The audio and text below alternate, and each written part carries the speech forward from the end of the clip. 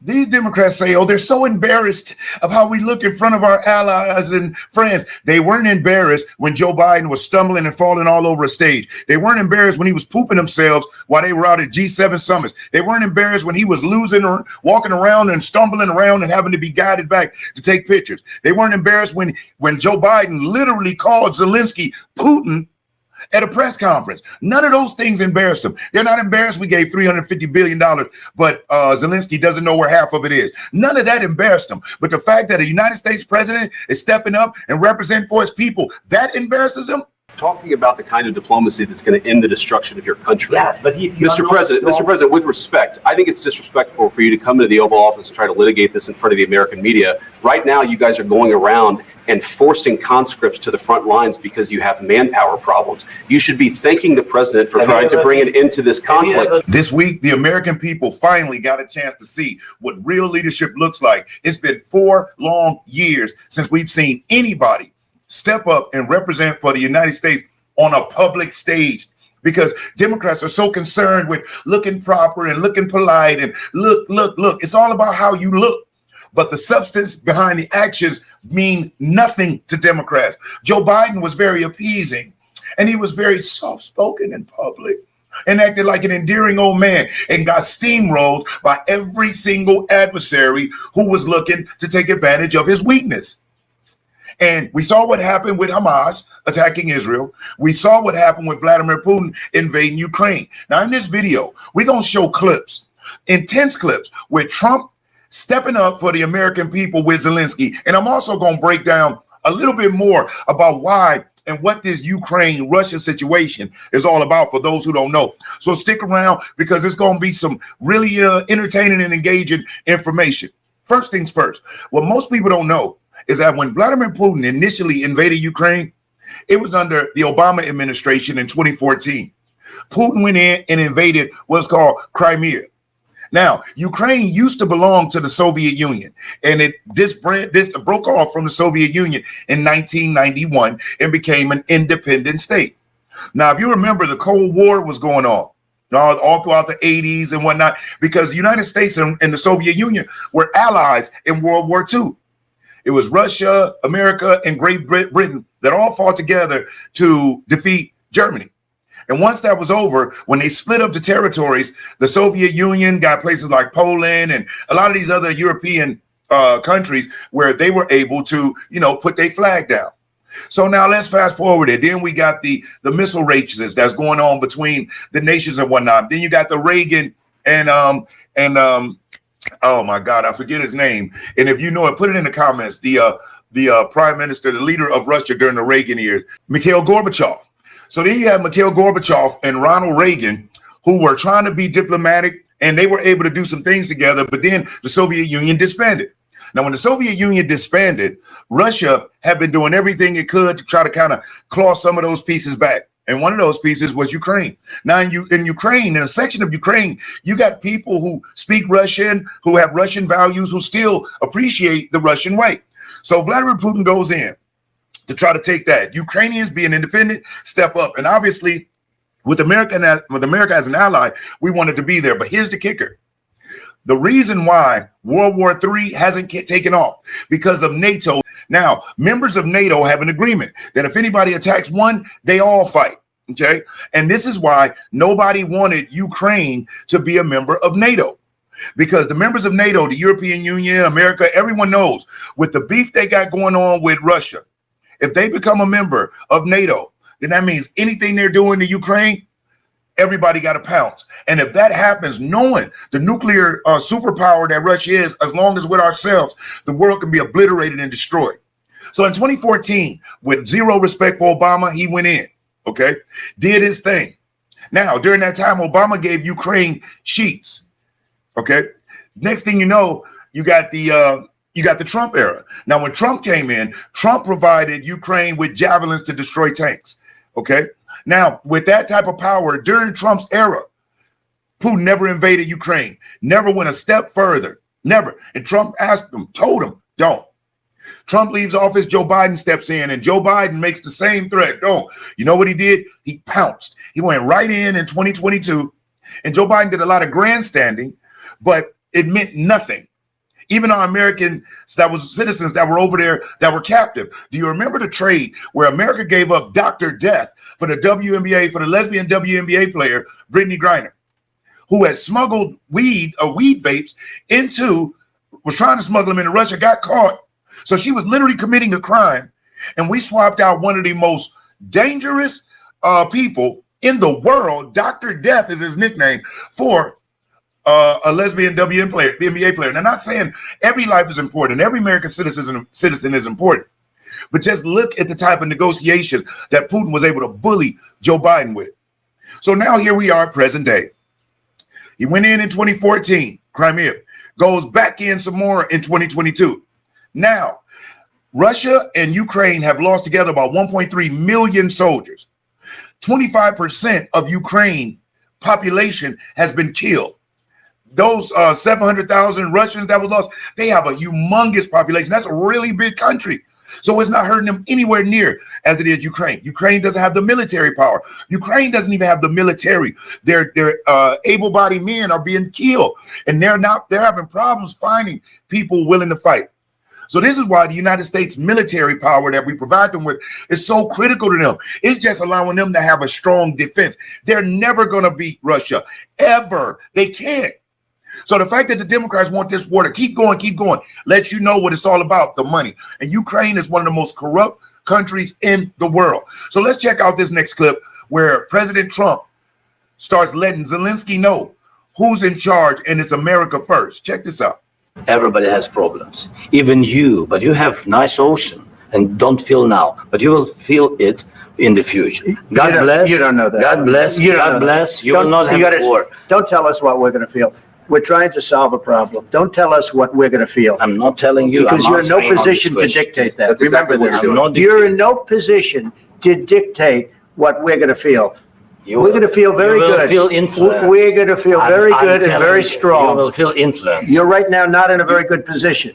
You've allowed yourself to be in a very bad position, and he happens to be right about it. From the very beginning of the war. You're not in a good position. You don't have the cards right now. With us, you start having cards. Right now, you don't. You're playing cards. You're playing cards. You're gambling with the lives of millions of people.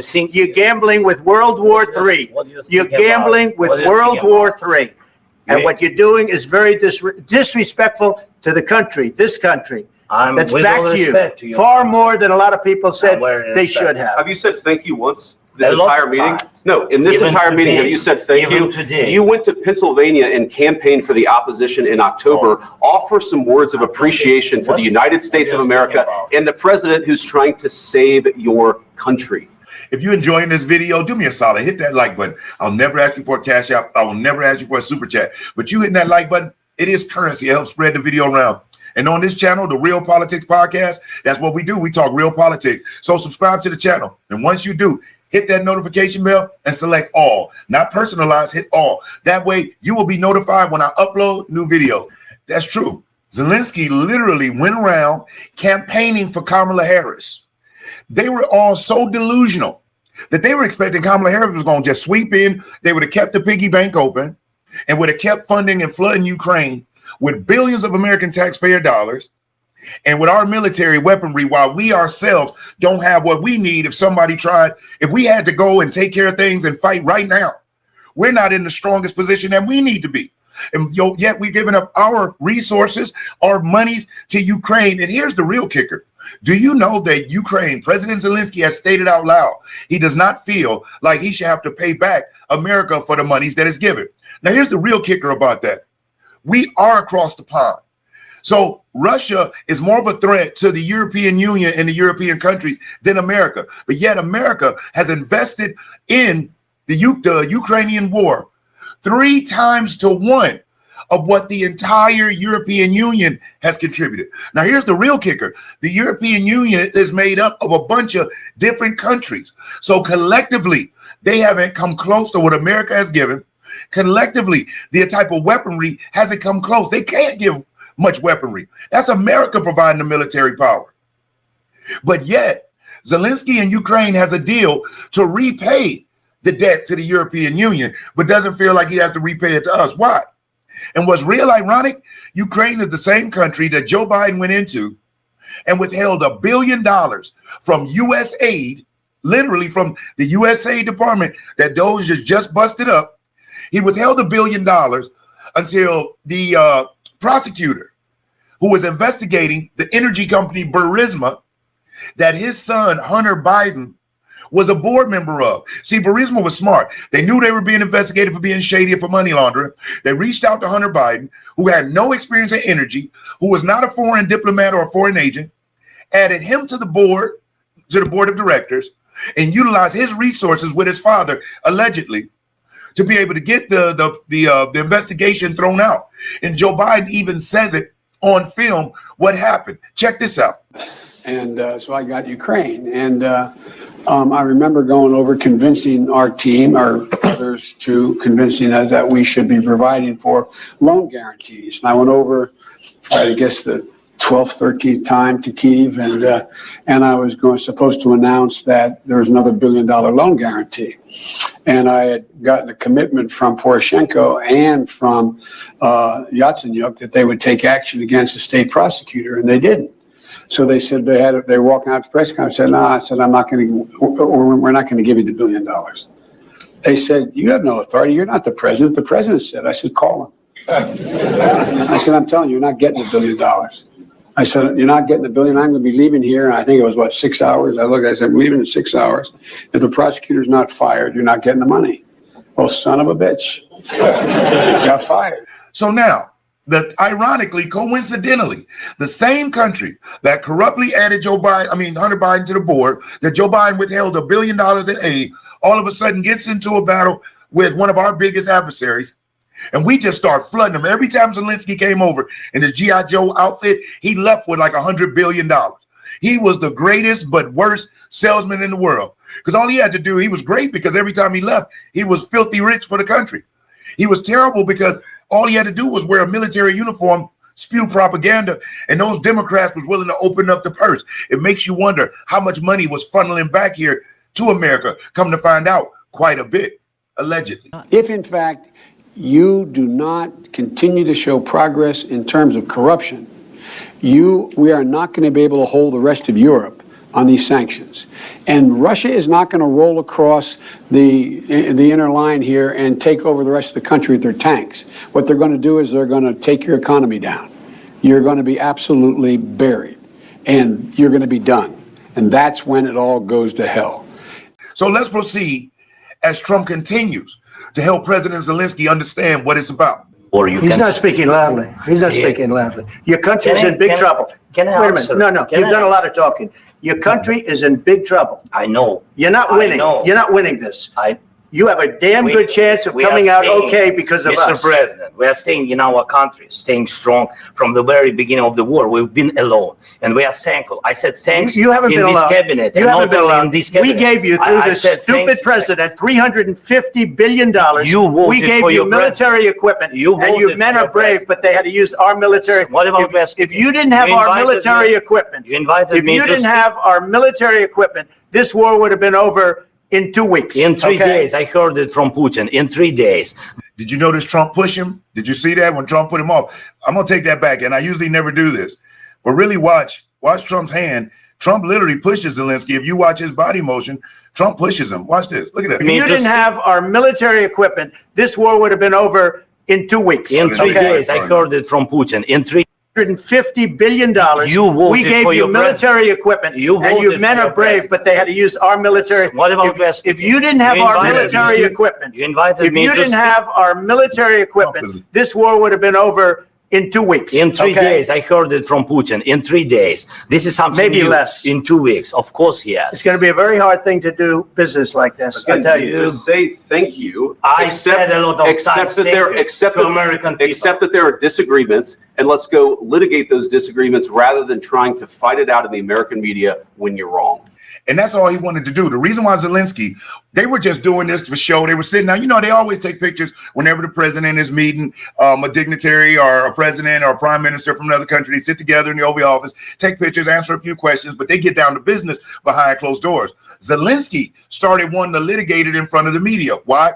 Because he felt if he did that, the libtard left-wing lunatics would do exactly what they're doing, which is freaking out. They're literally praising Zelensky over the president who is fighting for America. And why people continue to vote for these Democrat treasonous libtards, I don't know. And I'm so grateful that President Trump did this publicly and left those cameras in, because can you imagine what would have happened if he would have let the cameras leave and that liberal media wouldn't have been able to tell the tale?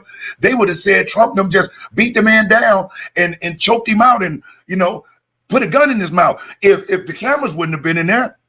But luckily we saw the disrespect. We heard the ungratefulness. And JD Vance stepping up and having the president's back. Think about Mike Pence. Mike Pence would have never done that. Mike Pence would have actually went on camera and would have been putting the president down, talking about how disappointed he was in him. This is what leadership looks like. As a matter of fact, let's take a look at what some of these libtards are actually saying right now. Check this out. Congressman Don Bacon calling it, quote, a bad day for America's foreign policy. That's a Republican. Joining me now, Illinois Democratic Congressman Mike Quigley. Right. Congressman, do you agree with your Republican counterpart? You know, I do. This is the Trump-Vance clown show, and it's horrifying. We are fundamentally a different country than what we were just weeks ago, to our friends and foes alike, and we are fundamentally less safe. I have to say, the thing that struck me first and foremost was saying that they were ungrateful. I met with Ukrainian military officials yesterday. I met members of the Rada and the military. I've met President Zelensky 7 times since the war started. Every meeting with them here and in Ukraine began with their extraordinary gratitude of what the United States has done to help. And they continue to do that. And when I compare the president talking about Zelensky not being legitimate, when in his first term, he refused to even question Putin versus our own intel community, to ever say anything but nice things about Putin, a tyrant who kills his own people, who invaded. I stood on the mass grave at Bucha for him to not question Putin, the man who came from KGB's legitimacy. He's more like Putin. Zelensky, who has gone through great risk for his life, at a time unlike the Blitz. He reminds me of Churchill. So this is embarrassing beyond comprehension. I hope my other Republican colleagues will stand with us to do the right thing. I'm so sick of these freaking liberals. Now, here's the kicker.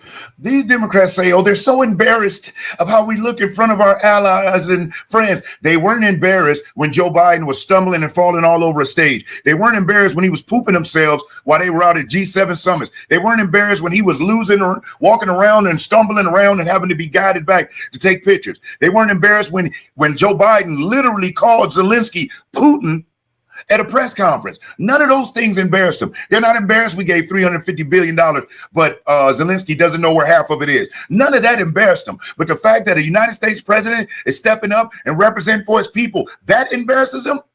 Just like, trying to find waste, fraud, and abuse. Oh, God, somehow that's a constitutional crisis. When the leader of the executive branch is cleaning up the executive branch, and you got activist judges, district level activist judges, thinking that they can dictate to the executive branch, you think lifelong career bureaucrats, unelected ones, should be able to dictate and determine what the executive branch and the president does? These people are insane. And that's exactly why. And then and I'm not just talking about Democrats. Please know, if you're a Republican, we have still some weak spine, Republicans in there still. They just hiding better because they know, pick your head up, you peek your head out, you will be primaried and voted out. But we're finding them because it's only like 35, 40 days in. The grass is being cut and the snakes are being shown. And guess what? Zelensky, these people are so weak, they don't understand the art of negotiation. Zelensky's already begging to come back and sign the deal. Joe Biden and Democrats had 3 years and couldn't figure it out. But now they're going to tell Trump them how they should do it. Just like they couldn't get the budget and the government under control. They couldn't cut waste, fraud, and abuse. But now they know how it should be done. These people get on my nerves. And they're treasonous, and they're anti-American. Do you know that Democrat congressional members wore Ukrainian flags and flew Ukrainian flags in Congress? If you didn't know, check this picture out. So I'm grateful to President Trump. I'm thankful to JD Vance. And the way JD Vance got down in that room, he definitely is solidifying himself as the front runner for 2028. And even Marco Rubio, our Secretary of State, when he went on television and CNN tried to get him to go against President Trump, he said, no. I agree with that. We were disrespected. Zelensky had already agreed he was going to sign. This was actually the second time he was supposed to sign. He blew it off the first time in Munich. The first time he was supposed to sign it, he didn't. Then he said they were going to do it in Munich. He didn't. Then he came to America to sign an agreed upon minerals deal. This wasn't some just random meeting. They had an agreement. They had a deal. And for our liberal media and for our politicians to be siding with a foreign president over ours is disgusting. And we need to vote these people out on the Democrat side and definitely on the Republican side and get the right type of people who are about America first. But I just wanted to chime in and share and show that, you know, oh my God, it felt so good to see somebody putting us first. Hopefully you felt it and got goosebumps like I did. But other than that, thank you so much for watching the video. Like this video if you haven't already. Subscribe to the channel if you haven't already. I'm Brian Maxwell. I sincerely appreciate you for watching. Other than that, I look forward to seeing you at the top. Over and out, y'all.